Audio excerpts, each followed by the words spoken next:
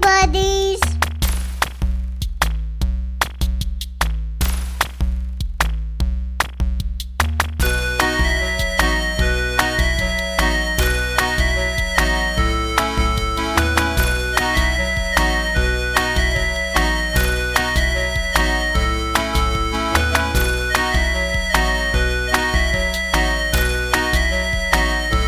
I like that you have cheer wine. Oh, that's wonderful. All right, I'm going to crack this. I want to welcome everybody to a very special episode of the Beard Owl podcast where we ostensibly talk about two of the greatest things in the world, beer and Weird Al. And this is a very special episode, so I'm Lauren. I'm always here. My brother, John, is not because, as I say, he's not special. And if he ever listens to one of these very special episodes, he may call me out on that, but I'm going to keep saying that until he actually does. And I have a very special guest with me today. I have Shawn from the Cheap Seat Reviews podcast. Hey, how are you? I'm great. How are you? Well, I'm wonderful. I'm absolutely wonderful. So before we roll into all this stuff, let's give the tale on who you are and what you do and what qualifies you to sit on a Weird Al podcast with me today. Well, first, simply, again, I'm Shawn Allred. I run the Cheap Seat Reviews podcast, the podcast that explores the Hollywood film industry for the greater good. We're a movie review podcast. We've been around since 2014. We're about to record episode 349 this week. Wow. As we record, I don't know when this will release, but as we record, this week we'll do 349. So...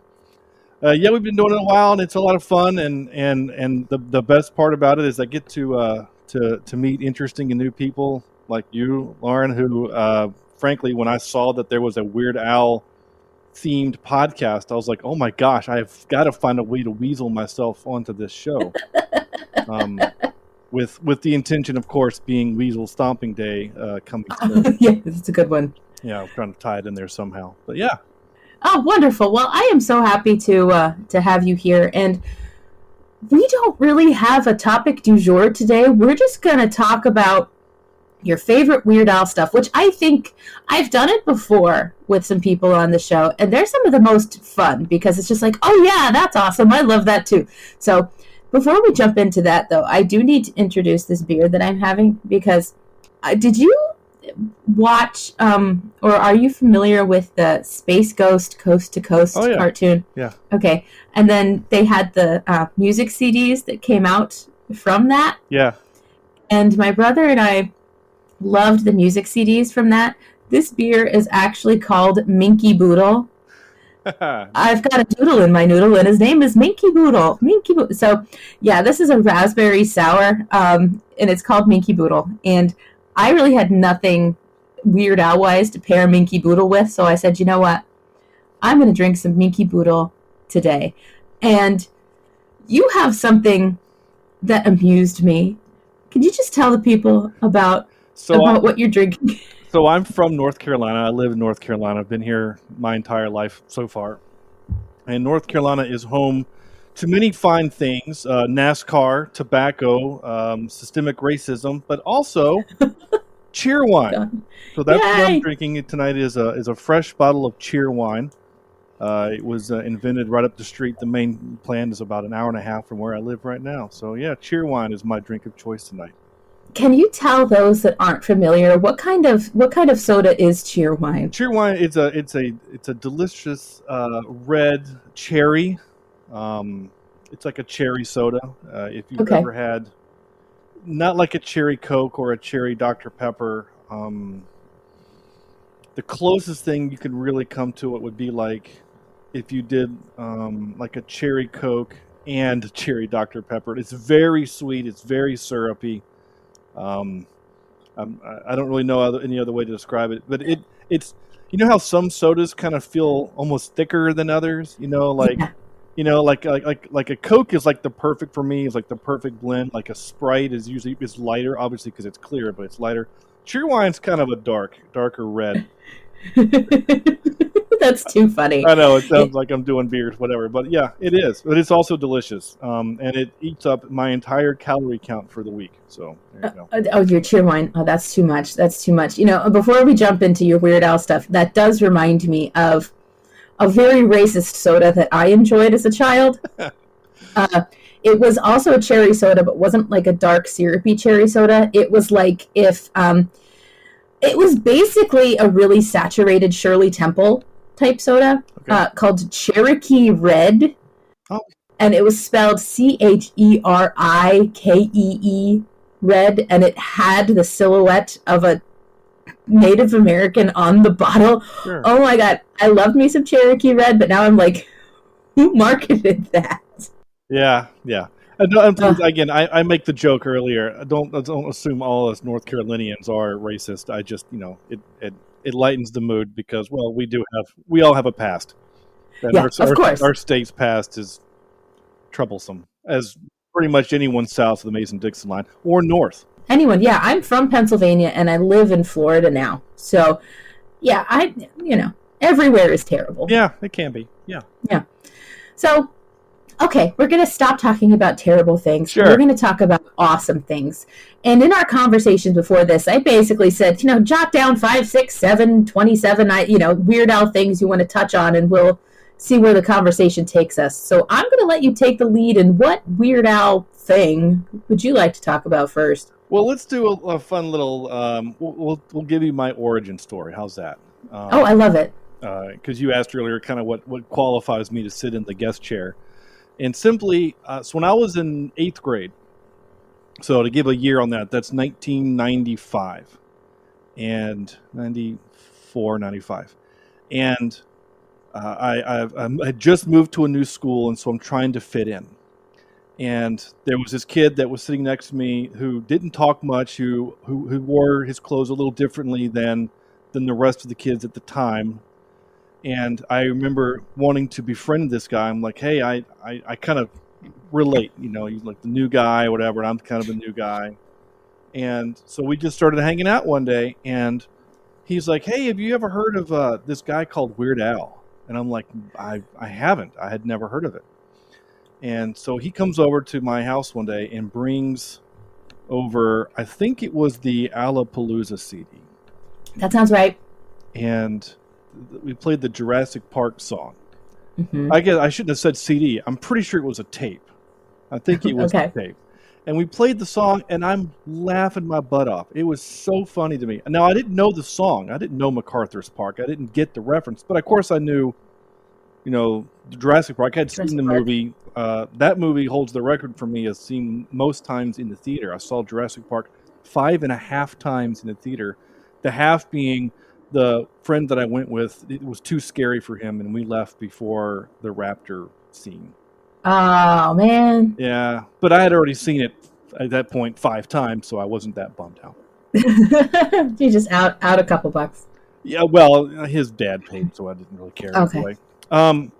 So I just thought it was too funny. It was just the funniest thing I'd ever heard. And so I think when the next album came out, and I'm literally holding my discography, what do you call it? The next album, that's Bad Hair Day. Bad Hair Day was the first, I think was the first CD I ever purchased with my own hard-earned money. I think that's right. I love it. And so this won't help the listeners at home, but for you, Lauren, I don't know if you can see. So I have. Oh my gosh, you have the CD book. Oh, I have. So again, for the listeners, I apologize, but I have 1, 2, 3, 4, 5, 6, 7, 8, 9, 10, 11, 12. Yeah, so I've got 12 albums on disc, CD. That's great, and he's got 14 altogether, so you're only missing 2. Yeah, I don't have the newest one. I haven't bought that one, but I don't really honestly I don't know why I haven't. But Bad Hair Day was like that was the one. That was the album that hooked me. It's like, oh my gosh, this is so funny. And I remember playing it for my parents. And my parents are old enough, they missed the popular music of the 80s and 70s. So therefore, I didn't. A lot of people that are our age, well, my age, I'm not sure how old you are, Lauren, but... Yeah, we're close. You're a little older than me, but we're close. A lot of our parents would listen to popular music. So like my wife grew up listening to 70s and 80s music. So remember the game Guitar Hero or Rock Band? we would play those in college. She's singing the words, and I don't know the words to these songs. I only know the Weird Al versions of these songs. And I'm curious, I mean, I can't be the only guy out there in America that listened to Weird Al and heard his version first, right? Oh, no, we talk about that on the show quite a bit. There are many, many songs that we definitely heard the Weird Al version first. There were some Weird Al songs that honestly I didn't realize were a parody until much later. Case in point, Cavity Search from the Bad Hair Day album. Oh, yeah. Gosh, I can't put that in my head right now. But exactly, that's U2, Hold Me, Thrill Me, Kiss Me, Kill Me. Oh, yeah. Oh, my gosh, yeah. But I didn't know. I didn't know until embarrassingly later that was a parody. You know, because it just made sense. Because Callin' in Sick is an original, but Cavity Search is a parody. And those two songs live in the same, like, Weird Al Rolodex file in my brain. So, yeah, you're not the only one. Trust me. Yeah, I knew that I wouldn't, but it feels good to be validated. Because there are so many times where I'll listen to it. There are still moments today, you know, within the last legit year, I'll hear a song and go, wow, why does that sound familiar? Oh, right, because that was on a polka he did in 1990. And, and I only know the polka version, you know? So, I mean, I heard the polka version of Bohemian Rhapsody long before I heard Queen. Wow. And so, like, when you hear the polka version, the polka is a mashup of songs. And that polka is, because that song itself changes dynamic and tone and feel so many times in the actual... I just assumed it was like 4 or 5 different tunes until one day I heard it on the radio. Or no, I think it was in the movie. It was in Wayne's World. Wayne's World. I'm like, oh my gosh, oh, that's a thing. Oh, okay. It's one song. I had no idea. That's amazing. Yeah. Weird Al messes with your brain like that. Like the alternative polka that's on Bad Hair Day. I knew maybe 1 or 2 of those songs going into the polka. And there are still some songs in that polka that I can't even tell you, like, how they go, the rest of it. Some of them I don't even know what they're called. You know, I know there's a 9 Inch Nails one on there. I went up you like an animal. But Yeah. It's so funny. It's very specifically that song. So a friend of mine, I was listening to the album with my parents, and a friend of mine knew the actual words. And so when that song comes on, he goes, dude. And I go, what? So in the Weird Al version, when he makes the animal noises, I honestly didn't know that he was bleeping out words. I just assumed that there was something there, like it was either a gap or just something he just decided to fill with an animal noise. I was naive enough I didn't realize that was the F word there. I just didn't know. I never thought about it. Yeah, because Weird Al just seems so precious. And like, no, that can't be what that is. Yeah. Especially when you're younger like that. And then as you age and your brain matures, you realize how subversive a lot of things Weird Al does and did actually are and were. You're like, wow, okay. He's a lot darker than he seems at face value in a lot of things that he does, but he makes it so palatable that you don't necessarily realize it right away. Right. And then there are some songs I'm literally holding. I know. I'm literally holding the insert for Bad Hair Day, and I'm looking at the polka listing: Loser, Sex Type Thing, All I Want to Do, Closer, Bang and Blame. I don't know what that is. That's REM. Oh, see, couldn't have told you that. I barely know who REM is now.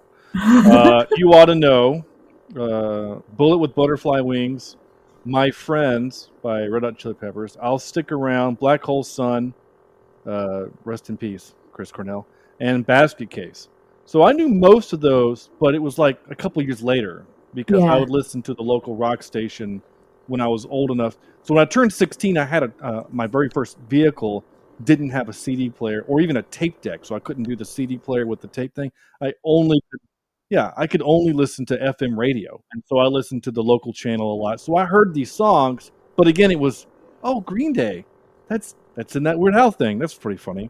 Mm-hmm. So, it's so great seeing you hold that CD booklet. I'm having like flashbacks Oh, the pictures in that one are just so like wonderful. All the poses and the hair, and it's I love it. It's great. And there are other times where you're listening to a song and think, a parody, and think, you almost feel like, did Weird Al call the? I mean, why was it not Presidents? It was who sang Lump?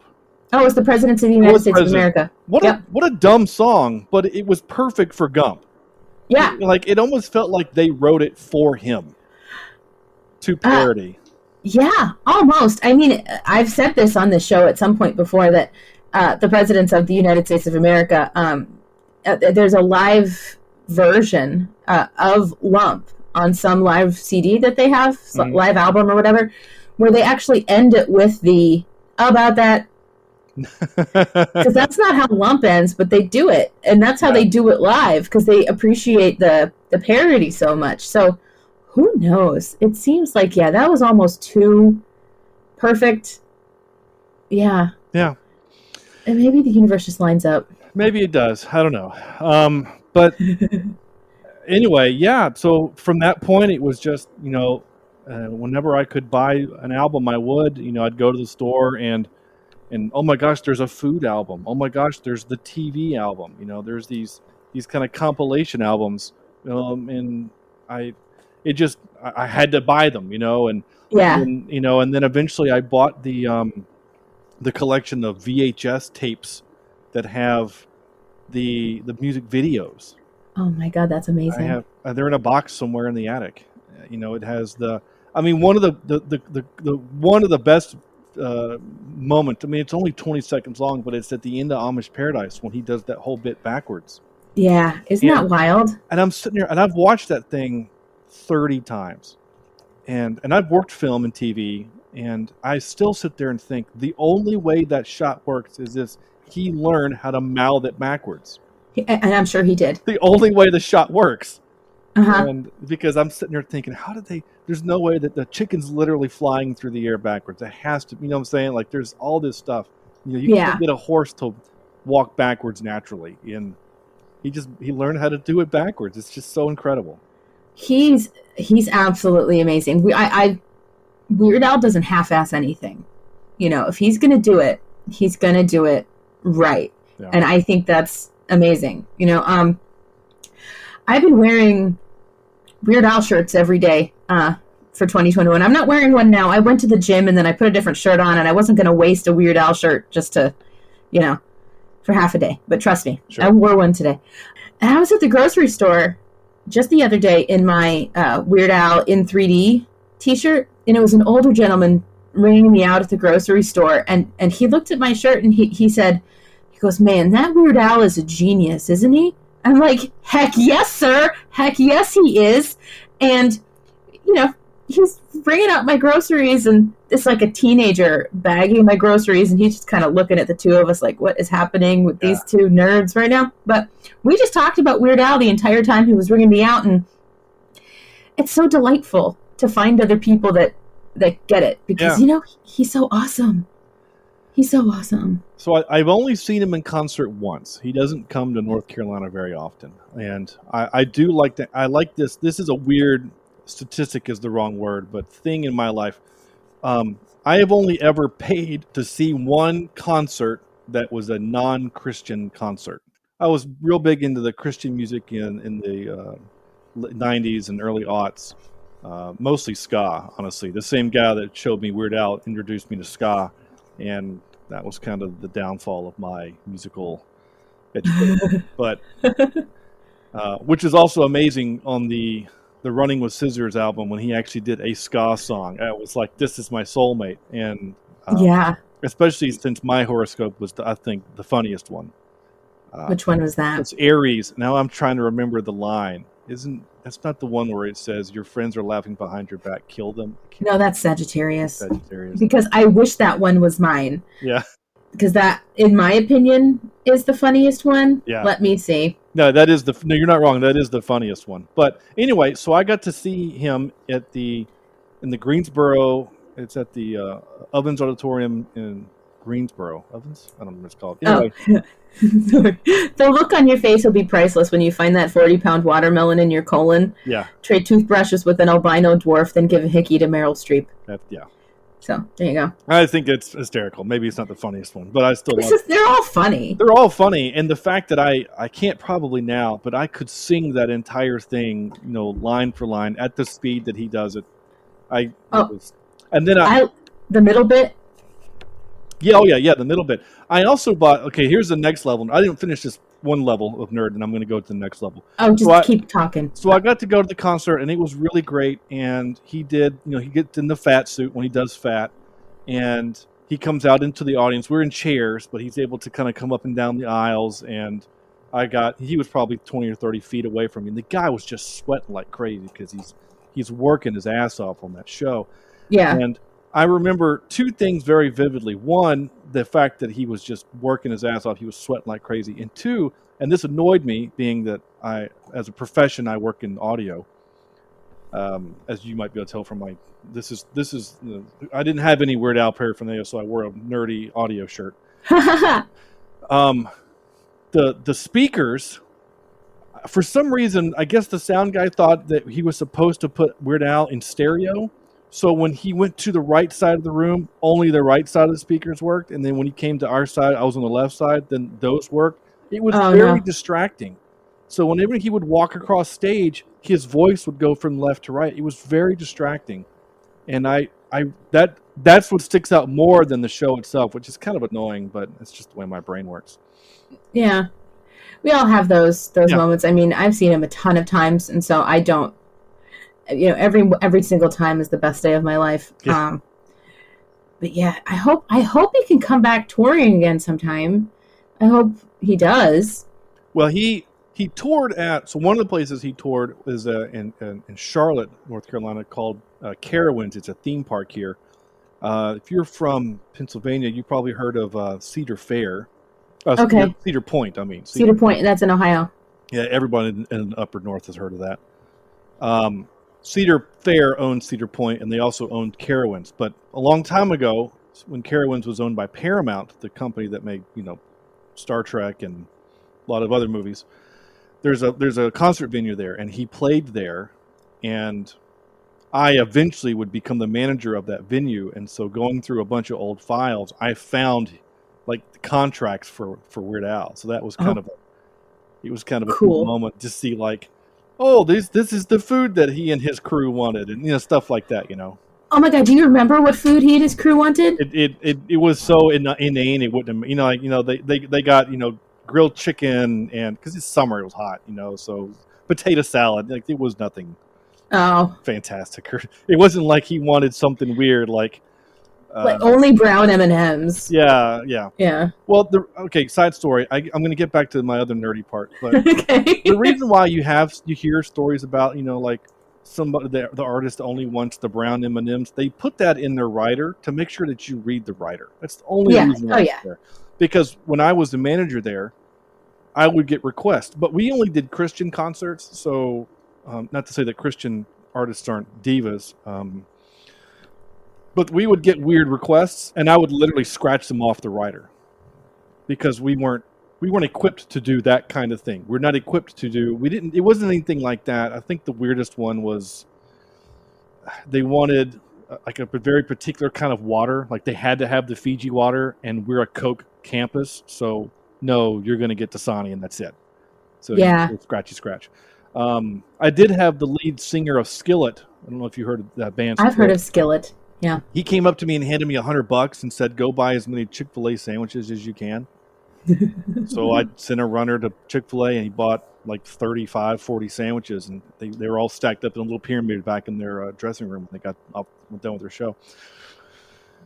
Wow. Yeah. Wow. But anyway, so I love it. I bought a songbook, a Weird Al songbook, and it had the piano parts, and I play, it's called baritone, horn, or euphonium. Yeah, like a small tuba, and I can also play trombone. Can't really play trumpet. But I learned some of his music on my instrument, my brass instrument. So But I can only read. I can read treble clef, like where the melody is some, but mostly just bass clef. So like I know the bass line, da da da da dum ba da dum bum, Right. for "Eat It," right? Yeah. So I can play that on my baritone. So I would just randomly start playing that in band, like before and after class, and they would look at me and they go, "Why are you playing Michael Jackson?" Like, I'm not. I'm not. I'm playing Weird Al. But I also learned how to play most of the trombone part in the ska song, in the horoscope. Horoscope. Oh, that's so neat. Yeah. Yeah. See, man, now I really wish John was here because John's actually a trumpet player and he plays baritone as well. That's cool. Yeah, I'm a former church organist and I play the clarinet. So yeah, no, I know the whole treble bass thing. I used to do treble with one hand, bass with one hand, and also bass with my feet. With your feet. So that's a workout right there. Yeah, that's such a weird small world. I'm sorry, I'm going to take us on a weird side note. My wife's best friend's name's Catherine, who was a music major went to Appalachian State University, and that's where I met my wife. And she also is a church music director who can play organ, and her primary instrument in marching band was clarinet. That's so wild. Right? I love it. I love it. See, this is the Beard Owl podcast goes on tangents. It doesn't all have to be about anything. One of my favorite reviews we've ever gotten about this show was, it's not as esoteric as it seems. Like, you don't have to be a huge Weird Al fan to enjoy this because it's mostly just people having a good time. I'm like, yes, that's what I want. Weird Al's just the conduit to the fun that we have. Absolutely. So, but yeah, I mean, Weird Al is such a good time. And, so what, you might have already said this, and I'm sorry if you did. So what tour did you see him on? It was the Running with Scissors tour. Okay, that was my first one as well. So, and because I saw him do that tour twice at Hershey Park in Pennsylvania. Mm-hmm. So it was inside an amusement park as well, in the amphitheater inside the park. Yeah. So that's what he was doing on that tour, I guess. And it was so fun. It was so much fun. We busted into the park and we ran and we were first in line, and that's how we got in the front row to see Weird Al, was because we got into the park and we just ran to the amphitheater and our parents waited. And my brother and I, we had walkie-talkies.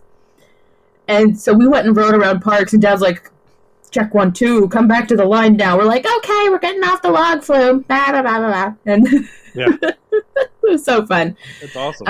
So where do you want to go now? You're qualified, clearly. Did you have like a Weird Al thing that you desperately need the world to like hear you talk about? Well, the one kind of really funny, I don't know, maybe funny is not the right word. I don't know. I think it's funny. So when I was in high school, junior, senior year, so we're talking 99 to 2000-ish, the Running with Scissors tour has been out for a year or two, or the album, I should say, has been out for a year or two. And the church says, hey, we're going to go on a mission trip and, sign up. And so we signed up, and we're going to a little town called Shiprock, New Mexico. And it's near the Four Corners. I can see where you think where this is going. Uh-huh. This is going where you think it's going. I hope so. It better. So Shiprock is near the Four Corners area of the New Mexico, Arizona, Colorado, Utah area in New Mexico. It's on the Navajo Native American reservation. And we went there and we built a house. Probably halfway through, it was a road trip. We drove. It's a long drive, 16, 18 hours in a van with a bunch of high schoolers. But it smelled great. Yeah. When you're in high school, you don't care. So you've got nose blind to yourself. You kind of have, and I was, in fairness too, I was also with my girlfriend at the time, and whatever. So okay. I got to spend 18 hours snuggling next to her. It wasn't the worst place ever. But the rule was each person got to pick a CD to listen to. And so I said, what if I don't want to listen to the whole thing? What if I just want to listen to one song 10 times? And he goes, depends on the song. And so I popped in the CD and we listened to Albuquerque probably 7 or 8 times before people started threatening to throw it out the window. But we listened to Albuquerque on the way to Albuquerque, New Mexico, because the only way to get to Shiprock is to go to Albuquerque, and then you have to buy we had to buy our supplies there, our lumber and other materials, because when you drive, I think we turned north at Albuquerque to go to where we need to get to. There wasn't a shop big enough to sustain what we needed for whatever. And so on the way to Albuquerque, we listened to the Albuquerque song probably 7 or 8 times. Oh my God, that's like an hour's worth of Albuquerque. Yeah, because it's a long song. It's a long song. Yeah. Oh my God, Albuquerque, Albuquerque, Albuquerque, Oh, yeah. Albuquerque, Albuquerque. Oh my God, that's amazing. Yeah, I think after about 4, they were telling me to stop. We probably took some breaks in between, maybe listen to the radio. But I mean, in the 16-hour trip, we listened to it every bit of 8 times. That's amazing. That's great. That's great. So yeah, okay. So that trip was like what? Like 5% Albuquerque. Yeah, that's actually pretty. It's pretty good math. You're not wrong. Thanks. Yeah, I did that. Yeah, see, that's my tip calculator math. Is how I did that. Okay. Well, what's 10% of 18? Okay, 1.8. Okay. So yeah. So there we go. I love it. That's yeah. Albuquerque. I was like, when you said we're going to New Mexico, I was like, this better be going to Albuquerque. Yeah, we and then the funny thing is that years later, and I mean 10 years later, the youth pastor that organized the trip, he wasn't in our van, he was in a different van. He and his son, he and I were best friends. We were at each other's weddings, and he was the officiant at my wedding with my wife. And we were just chatting one day, and he says, "Hey, did you know that Weird Al had a song about Albuquerque?" I'm like, yeah. And he goes, "We should have played that on the way down to the mission trip." And I said, "My van did." And he says, "Oh, okay." So, oh, we did, sir. Oh, we did. He says, "Oh, okay. I'm surprised I didn't hear about it." And I said, "Well, I think they were probably all pretty tired of it by the time we got there." So sometimes you just have to be. You have to be that person. Yeah. Sometimes you just have to be that person. Your story reminded me of. Oh my gosh, it was about 6 years ago. I went on a business trip, and we actually flew in my company's private jet from Jacksonville to Memphis. Wow. And it was the one and only time I was on the private jet. I was like, "Ooh, this is fun." We don't have the jet anymore, but we had the jet at the time. And we went to Memphis, and then we landed and we got a rental car. There were like 5 or 6 of us, so we got like an SUV. And I'm only 5'2", so I said, "I'll go in the backpack. That's fine." So I'm sitting in the backpack of this SUV with coworkers that I don't know very well. As we're driving in and I see the sign that says "Welcome to Memphis," on my phone, I start playing "Put on my blue suede shoes and I boarded the plane, walking in Memphis." And it was like quiet enough, and then I turned the volume on my phone up a little bit. And so the guy who's driving it, he's like, "Is that coming from inside the car?" And I'm like, "Hey, this is me back here." Sometimes you just got to be that guy. Oh, believe me, I have been that guy many times. My best example of being that guy. So when I worked at Carowinds, that's the theme park, we did a big annual fundraiser for the Juvenile Diabetes Research Foundation, and they do it's a 5K, and it starts at the park and it winds through the park, and then it leaves the park and goes down the street and then comes back into the park. So we built a huge scaffolding with the big banner that says, whatever, and I put some speakers up on the thing, and they also tied my mixer in to the park. I had control of all of the park audio. Oh, wow. Okay. And so the lady's up there, and she's talking about the thing and giving the rundown. Okay, so the runners are going to go first, and then the walkers, and then whoever else wants to go, and there'll be stations along the way for water and things and whatever, right? So she's given the whole thing. And I've got this is 2011, so I had an iPhone, but internet, like downloading stuff on your phone wasn't really great. So I had the foresight to download these songs onto my phone ahead of time, because I knew this moment was going to happen. And so when she fires the starting pistol and they all start running off, I hit play, and throughout the park played the Olympic fanfare. Okay. Yeah. Right? And so my boss, who is basically number 3 in the park, president, vice president, my boss, radios me and he says, are you playing the Olympic fanfare? I said, yes, sir, I am. I'm going to give these people some motivation. He goes, that's actually pretty cool. Good job. I'm like, all right, thanks. So it plays out, and I kind of give it a moment, and then when the walkers are getting ready to go up, I start playing Chariots of Fire. Da, da, da, da, da, da. Because they're walking and they're not It's slower, yeah. slow. And they start walking, and I'm getting looks, like people are starting to look, and then my boss gets on the radio and says, okay, you've gone too far. And within probably a minute of the song, of the tune, they cut me off and went back to park audio. And Aww. that's exactly what I did. But the guys that were with me, they were just cracking up because they thought it was funny. Like, really, Chariots of Fire? And I said, come on, it's hilarious. They're walking. It is funny. It is funny. You know, depending on the crowd that you have, because immediately I was thinking, God, you know, I'm hoping he does walk this way. Yeah, that would have been funny. I don't know if they would have got it though. You know, like it was an older crowd. Okay. Maybe they would have, like the guys that were working with me would have laughed, but I think I would have been in more trouble because I didn't actually get in trouble. I just got cut off. Yeah. Well, these boots are made for walking. Oh, that would have been a good one. I'm not trying to like crap on your moment because it was beautiful the way it was, but this is just how my brain works. I'm like, what would I have done in that situation? Yeah. Well, and also in fairness, my world, mostly musically speaking, lives in film scores and soundtracks and things like that. Totally fair. Yeah. When I graduated college and I moved to Wilmington, North Carolina, and started working on the TV and film and stuff, my days when we were on set, all I did was listen to people talk. And you're listening to the same lines over and over and over. I just got tired of words. And so I started listening to music that didn't have words. And being a music major, I had, certainly a working knowledge of a lot of classical music, but I had listened to a lot of it and was ready for something different. And so I just kind of fell in love with film scores. And so even like in between, not takes, but in between scenes, set up a scene, when the director calls cut, moving on, then the assistant director says, okay, 2 hours, back in 2. It's going to take 2 hours to set the next shot.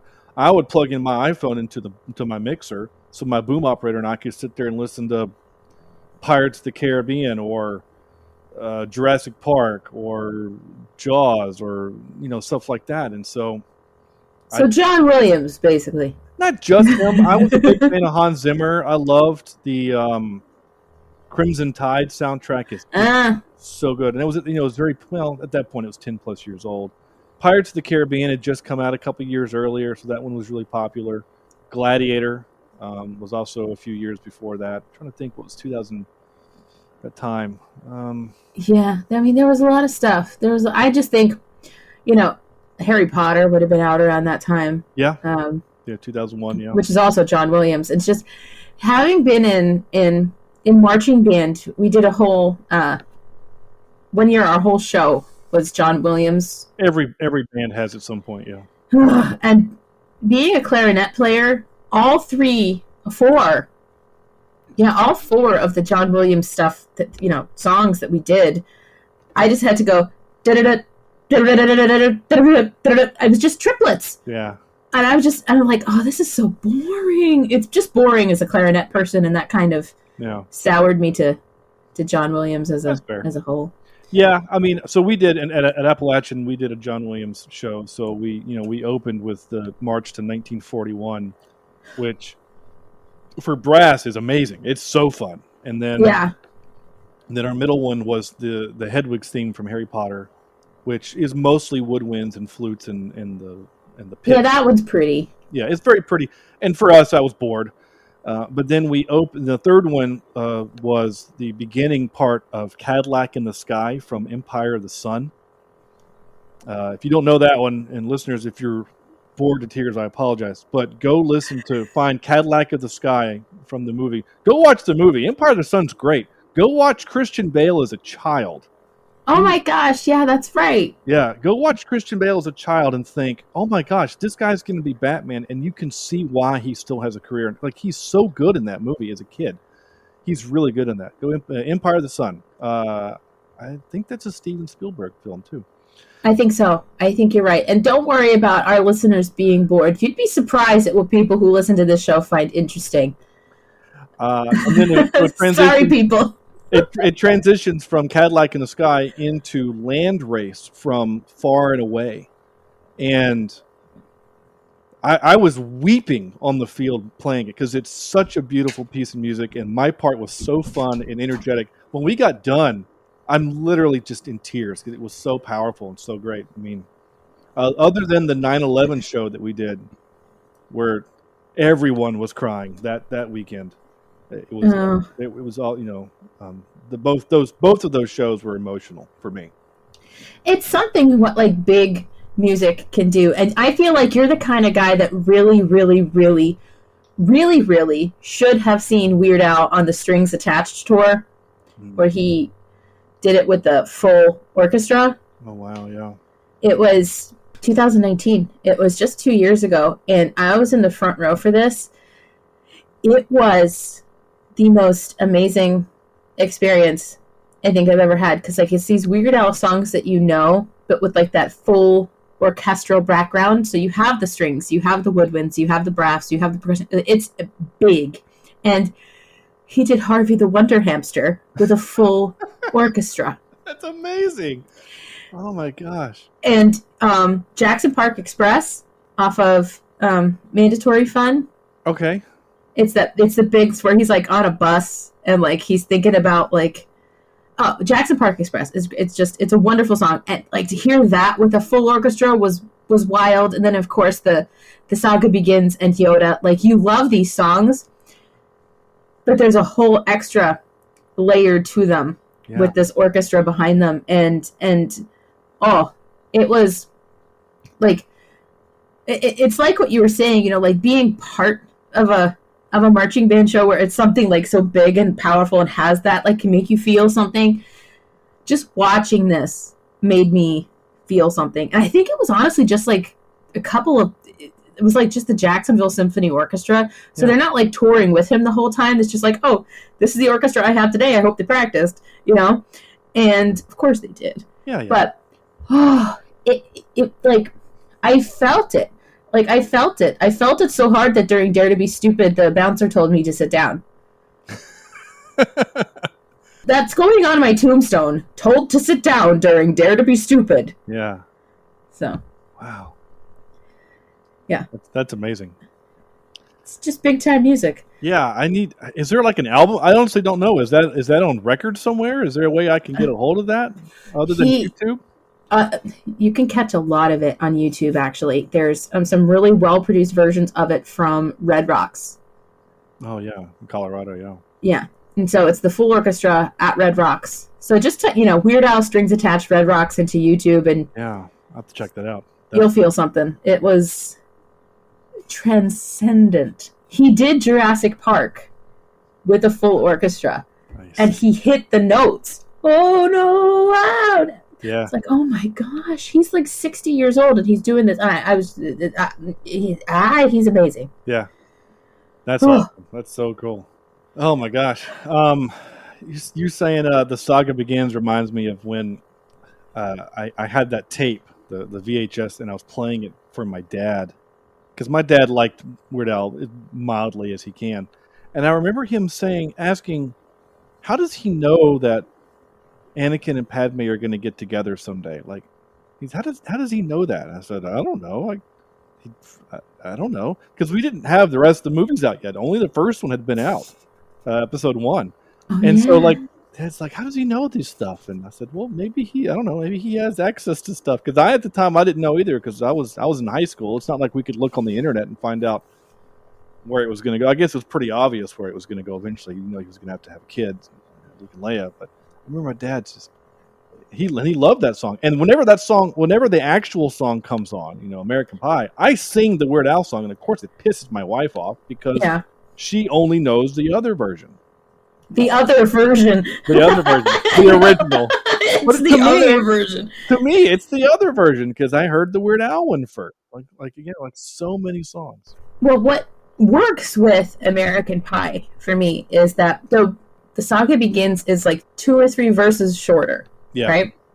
So I could sing the Weird Al version, take a break, hit my favorite line in American Pie, and then go back to the Weird Al version. As the players tried to take the field, the marching band refused to yield. Mm-hmm. That's from American Pie. I was like, okay, so I get to hit that, and then I get to go back into My This Here Anakin Guy.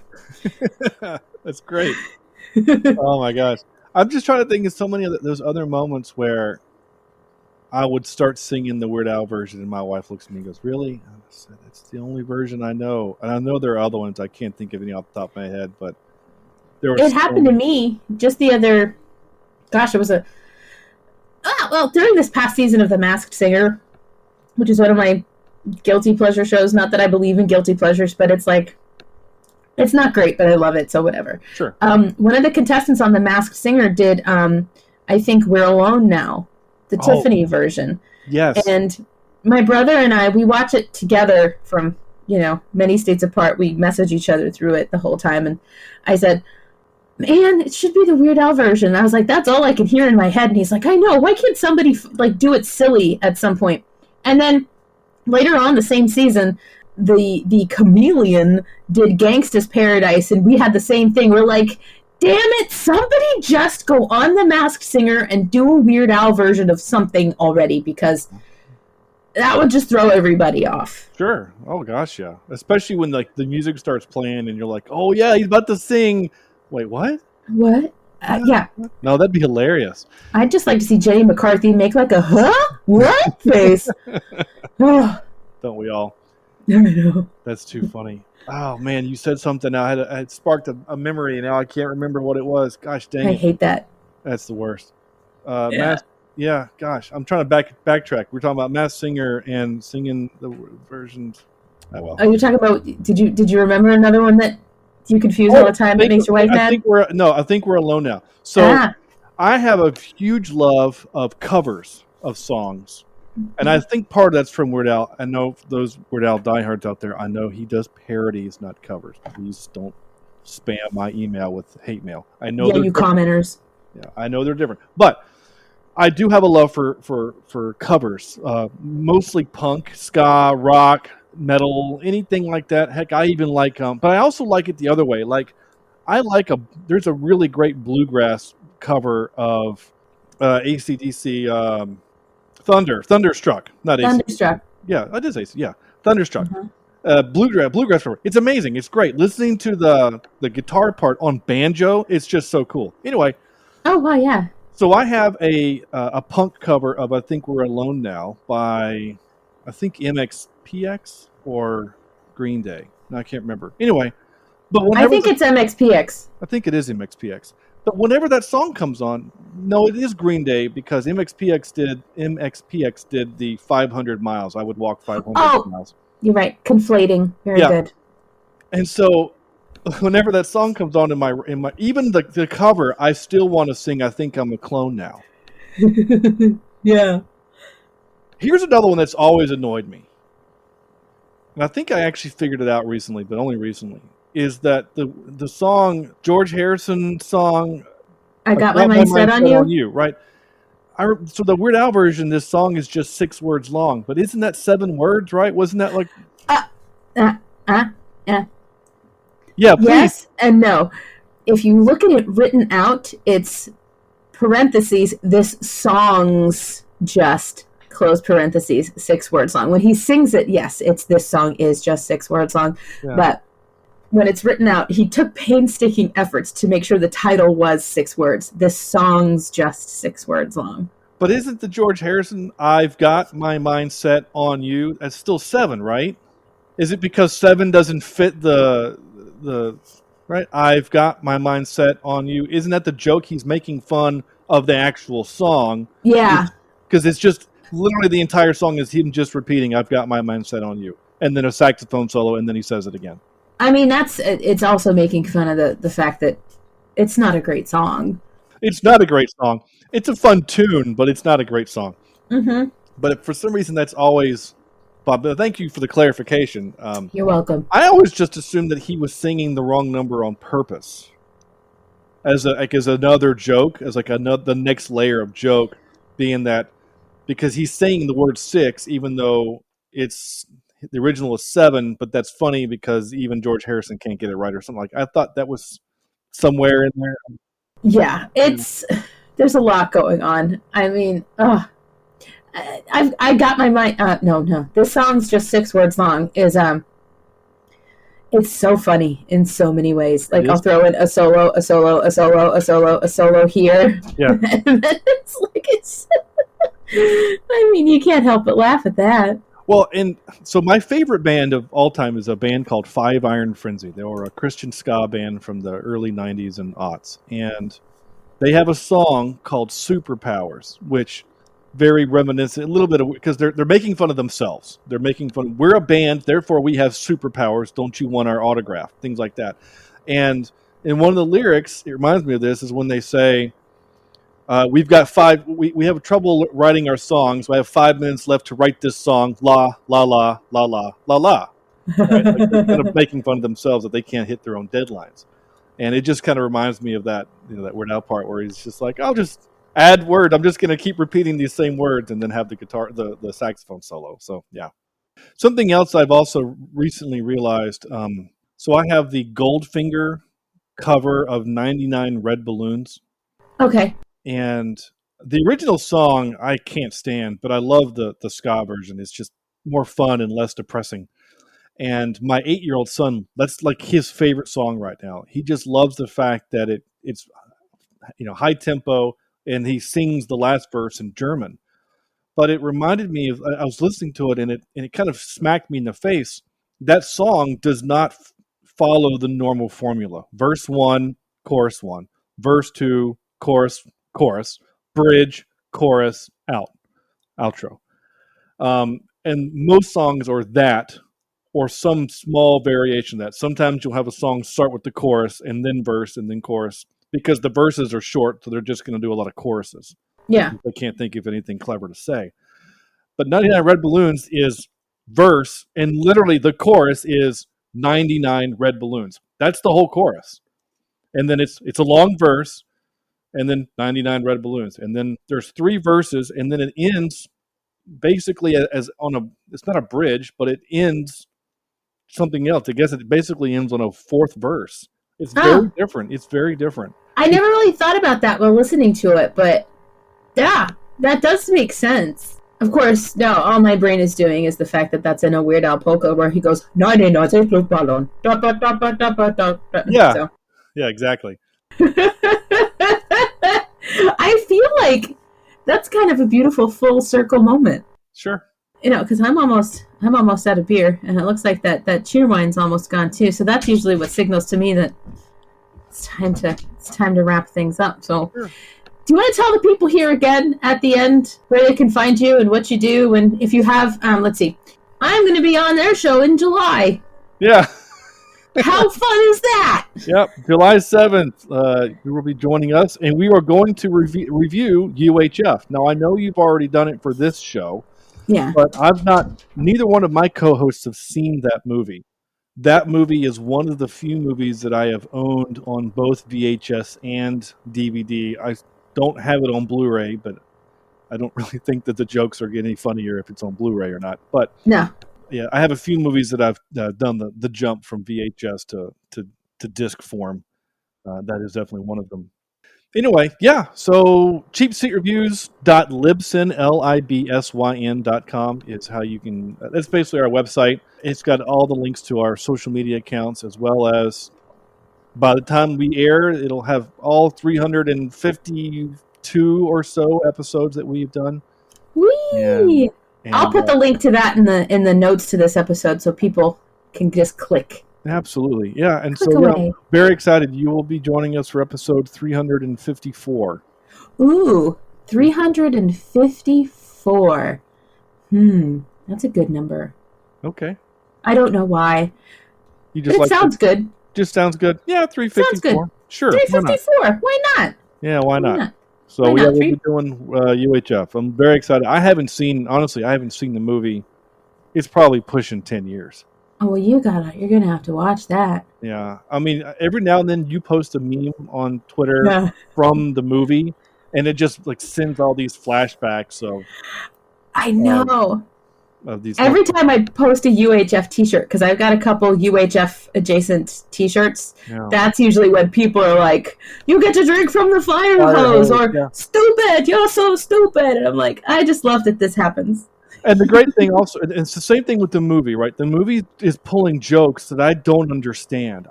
It was years before I understood badgers. We don't need no stinking badgers. The kid has seen the Treasure of the Sierra Madre. Is that what it is? Yeah, that's exactly what it is. Okay, cool. Yeah, and there's a lot of those types of jokes in there that I don't get. Heck, I might watch it this time and go, oh, I get all of those jokes now. You will. It's And that's what makes it great. I do the gee, thanks, mister, when he gives him the penny, right? Thanks, mister. Yeah, I do that one every now and then. Especially if someone gives me something that they don't want, but they need me to do, like especially at work. I'm like, gee, thanks, mister. I'll do that one every now and then. So, well, you know how I'm going to thank you for being on my show today, sir? Oh, okay. How's that? I'm going to say, gee, thanks, mister. Perfect. I love it. Oh, my goodness, Shawn of Cheap Seat Reviews here on the Beard Owl Podcast today. And I'm going to put a pin in this episode. Thank you so much for being here. This has been delightful. I can't wait to talk UHF with y'all and put my little weird stamp on the movie once again. So. Thank you for having me. This was a blast. I'm so glad. All right, so we'll come at you again next time, people. And God only knows what you'll be listening to next week, because I don't know. I got a vacation coming up, so I'm going to figure something out. But something's coming out next Friday, so listen, people. Okay, bye.